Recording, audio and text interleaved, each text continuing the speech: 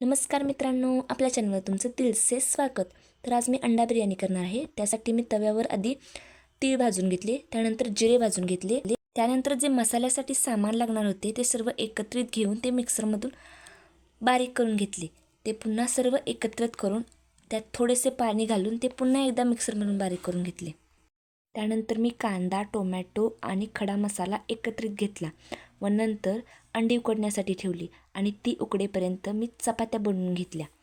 नंतर एका कढईमध्ये तेल टाकून त्यात मसाला टाकून चवीनुसार मीठ व चटणी टाकून त्यात उकडलेली अंडी परतून घेतली. नंतर भातासाठी पाणी तापवले. त्यानंतर कांदा, टोमॅटो व तांदूळ एकत्रित परतून एक उकळी काढून घेतली व त्यात अंडी टाकली. हे व्हिडिओमध्ये घ्यायचं माझ्या लक्षातच राहिलं नाही. नंतर मी रणवीरची रिॲक्शन बघत होती. त्याची रिॲक्शन तुम्ही बघू शकताय. व्हिडिओ आवडला असेल तर लाईक, शेअर, सबस्क्राईब. बाय.